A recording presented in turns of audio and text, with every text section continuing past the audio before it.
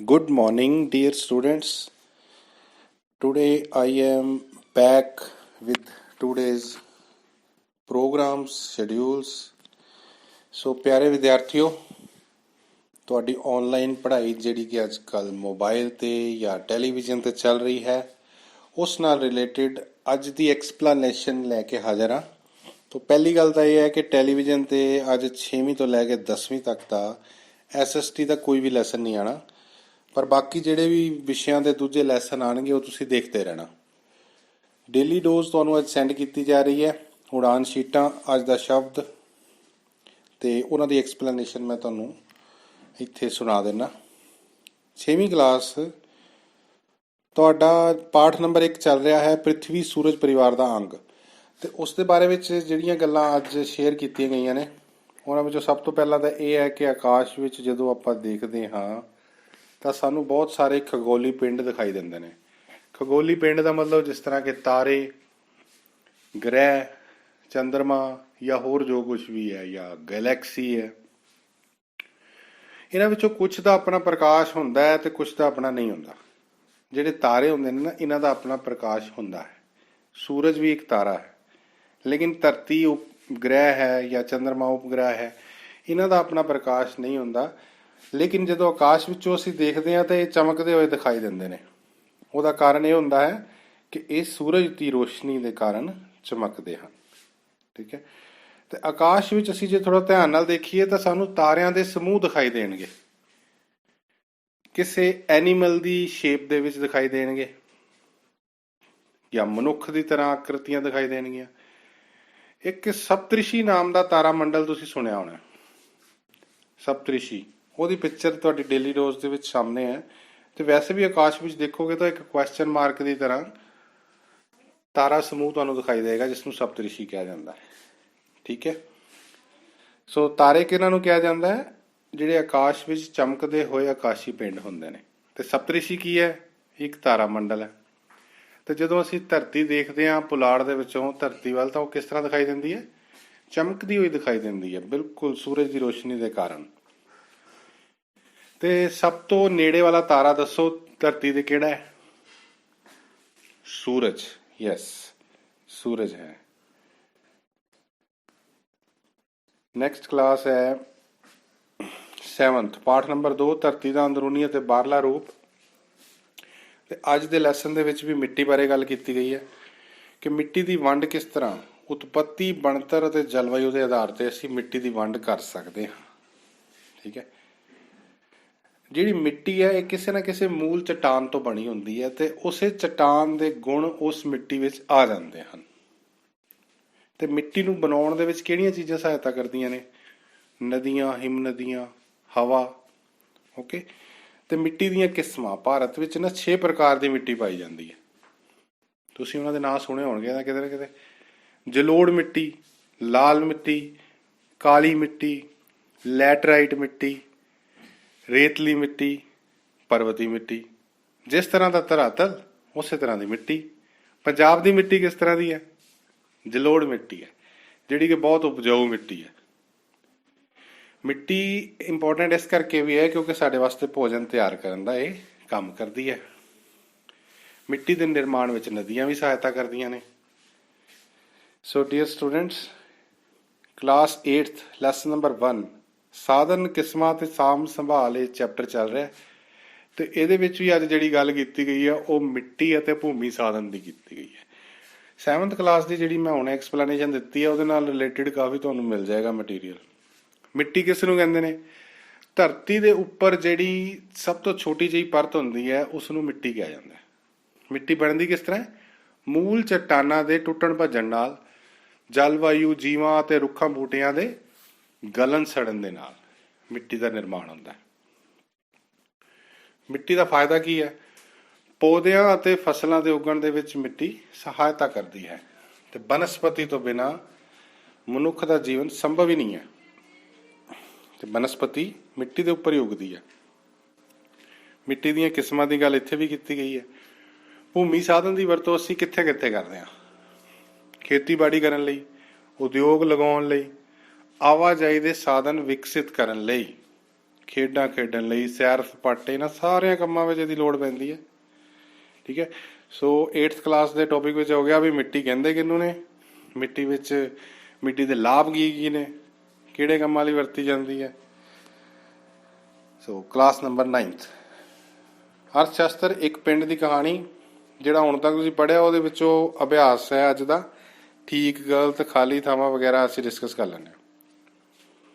ਮਨੁੱਖ ਦੀਆਂ ਜ਼ਰੂਰਤਾਂ ਅਸੀਮਿਤ ਹਨ। ਤੁਸੀਂ ਸਟੇਟਮੈਂਟ ਦੱਸਣੀ ਹੈ ਵੀ ਠੀਕ ਹੈ ਕਿ ਗਲਤ ਹੈ। ਠੀਕ ਹੈ, ਸਾਡੀਆਂ ਜ਼ਰੂਰਤਾਂ ਵੱਧਦੀਆਂ ਰਹਿੰਦੀਆਂ, ਜਿੰਨੀਆਂ ਜ਼ਰੂਰਤਾਂ ਦੀ ਅਸੀਂ ਪੂਰੀਆਂ ਕਰਦੇ ਰਹਿੰਦੇ ਹਾਂ ਤੇ ਜ਼ਰੂਰਤਾਂ ਹੋਰ ਅੱਗਿਓਂ ਵੱਧਦੀਆਂ ਰਹਿੰਦੀਆਂ ਨੇ। ਅਮਰੀਕਾ ਦੀ ਜਿਹੜੀ ਮੁਦਰਾ ਹੈ ਉਸਨੂੰ ਪੌਂਡ ਕਹਿੰਦੇ ਆ। ਠੀਕ ਹੈ ਕਿ ਗਲਤ ਹੈ? ਯਸ, ਗਲਤ ਹੈ। ਅਮਰੀਕਾ ਦੀ ਮੁਦਰਾ ਡਾਲਰ ਹੈ ਤੇ ਇੰਗਲੈਂਡ ਦੀ ਮੁਦਰਾ ਹੈਗੀ ਪੌਂਡ। ਓਕੇ। ਤੇ ਫਿਰ ਇਹ ਦੱਸੋ ਕਿ ਪਿੰਡਾਂ ਦੇ ਵਿੱਚ ਉਤਪਾਦਨ ਦੀ ਸਭ ਤੋਂ ਮਹੱਤਵਪੂਰਨ ਕਿਰਿਆ ਕਿਹੜੀ ਹੈ, ਜਾਂ ਪਿੰਡਾਂ ਦੇ ਲੋਕ ਜਿਹੜੇ ਨੇ ਉਹ ਕਿਹੜਾ ਕੰਮ ਜ਼ਿਆਦਾ ਕਰਦੇ ਆ? ਤਾਂ ਖੇਤੀਬਾੜੀ ਕਰਦੇ ਨੇ। ਕਲਾਸ 10th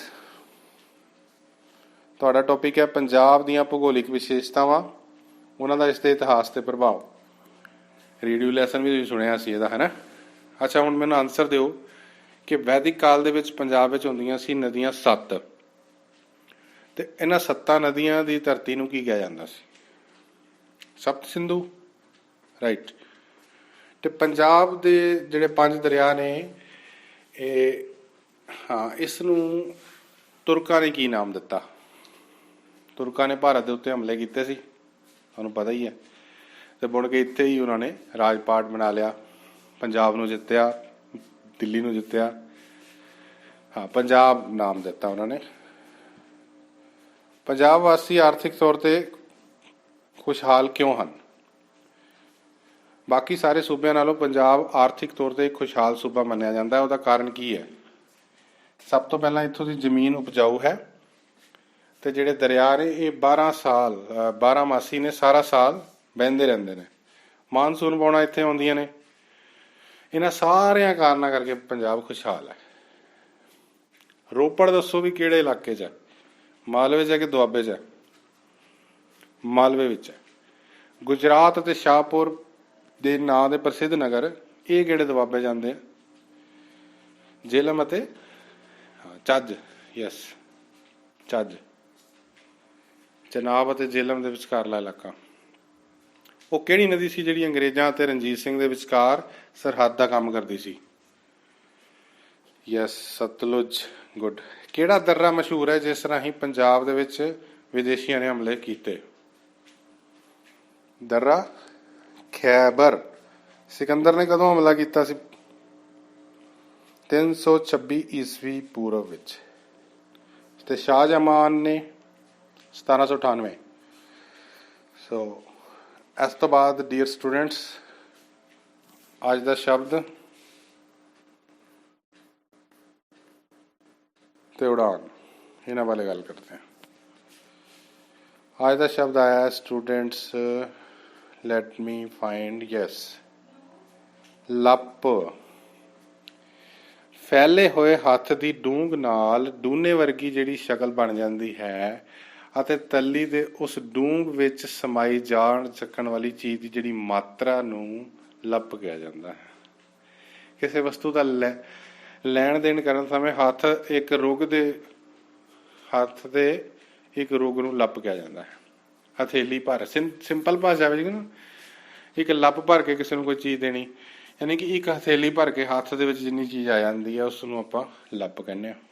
ਮਹਾਨ ਕੋਸ਼ ਅਨੁਸਾਰ ਸਿੱਪੀ ਦੇ ਆਕਾਰ ਕੀਤੀ ਹੱਥ ਦੀ ਹਥੇਲੀ ਨੂੰ ਲੱਪ ਕਿਹਾ ਜਾਂਦਾ ਹੈ।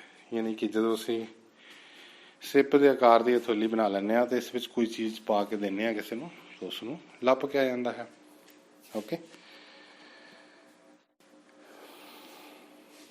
ਤਾਂ ਪੁਰਾਣੇ ਸਮਿਆਂ ਵਿੱਚ ਕੀ ਹੁੰਦਾ ਸੀ, ਜਦੋਂ ਹਾਲੇ ਮਾਪ ਤੋਲ ਦੇ ਆਧੁਨਿਕ ਤਰੀਕੇ ਵਿਕਸਿਤ ਨਹੀਂ ਹੋਏ ਸੀ, ਯਾਨੀ ਕਿ ਕਿਲੋ ਦੇ ਵਿੱਚ ਜਾਂ ਲੀਟਰਸ ਦੇ ਵਿੱਚ ਕਿਸੇ ਨੂੰ ਕੋਈ ਚੀਜ਼ ਦੇਣੀ ਕਿਸੇ ਪੈਮਾਨੇ ਨਾਲ, ਤਾਂ ਉਦੋਂ ਕੀ ਕੀਤਾ ਜਾਂਦਾ ਸੀ ਕਿ ਚੀਜ਼ ਜਿਹੜੀ ਦਿੱਤੀ ਜਾਂਦੀ ਸੀ ਉਹਨੂੰ ਜਾਂ ਤਾਂ ਬੁੱਕ ਵਿੱਚ ਪਾ ਕੇ ਦਿੰਦੇ ਸੀ, ਜਾਂ ਲੱਪ ਵਿੱਚ, ਜਾਂ ਚੁੰਡੀ ਭਰ ਕੇ।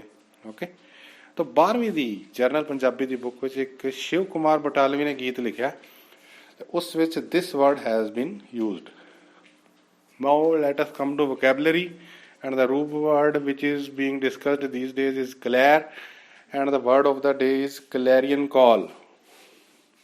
clarion call ਦਾ ਮਤਲਬ ਕੀ ਹੈ? ਕੁਝ ਕਰਨ ਲਈ ਲੋਕਾਂ ਨੂੰ ਇੱਕ ਸਪਸ਼ਟ ਸੰਦੇਸ਼ ਦੇਣਾ ਜਾਂ ਬੇਨਤੀ ਕਰਨੀ।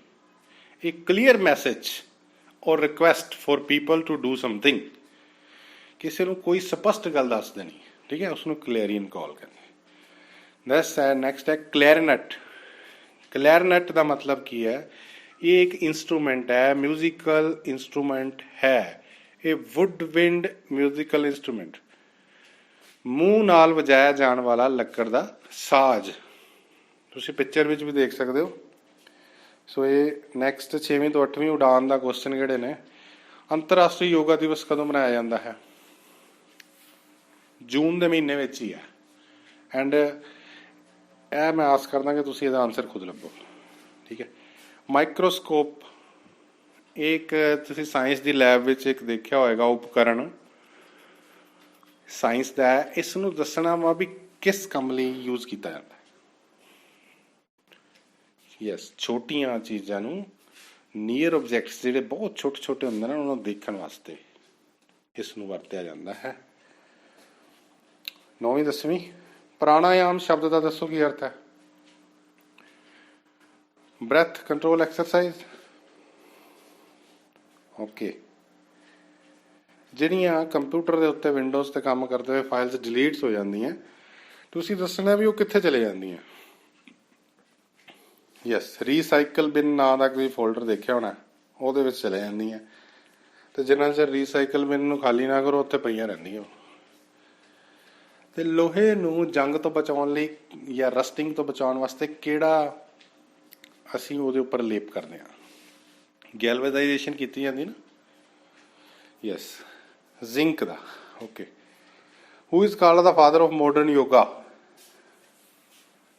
ਯੋਗਾ ਦਿਵਸ ਵੀ ਆ ਰਿਹਾ ਹੈ ਤੇ ਯੋਗ ਭਾਰਤੀ ਲੋਕਾਂ ਨੂੰ ਤੰਦਰੁਸਤ ਰੱਖਣ ਲਈ ਕਹਿਣ ਵਾਸਤੇ ਰੋਜ਼ ਪ੍ਰਚਾਰ ਕੀਤਾ ਜਾਂਦਾ ਹੈ, ਇਮਿਊਨਿਟੀ ਨੂੰ ਵਧਾਉਣ ਲਈ ਵੀ। ਇਸ ਦੇ ਜਨਕ ਕੌਣ ਸੀਗੇ? ਮਹਾਰਿਸ਼ੀ ਪਤੰਜਲੀ। ਯੈਸ। ਸ਼ਰਾਬ ਜ਼ਿਆਦਾ ਪੀਣ ਨਾਲ ਸਰੀਰ ਦਾ ਕਿਹੜਾ ਅੰਗ ਖਰਾਬ ਹੋ ਜਾਂਦਾ ਹੈ? ਲੀਵਰ, ਜਿਗਰ। ਯੈਸ। ਥੈਂਕ ਯੂ ਸਟੂਡੈਂਟਸ ਕਿ ਤੁਸੀਂ ਅੱਜ ਦਾ ਪ੍ਰੋਗਰਾਮ ਸੁਣ ਲਿਆ, ਸਮਝ ਲਿਆ ਹੈ। Hope you will follow the schedule honestly. Thank you very much and all the best. ਕੰਮ ਕਾਪੀਆਂ ਦੇ ਕਰਕੇ ਪਿਕਚਰ ਜ਼ਰੂਰ ਸੈਂਡ ਕਰ ਦਿਆ ਕਰੋ। ਓਕੇ ਬੇਟਾ, ਥੈਂਕ ਯੂ।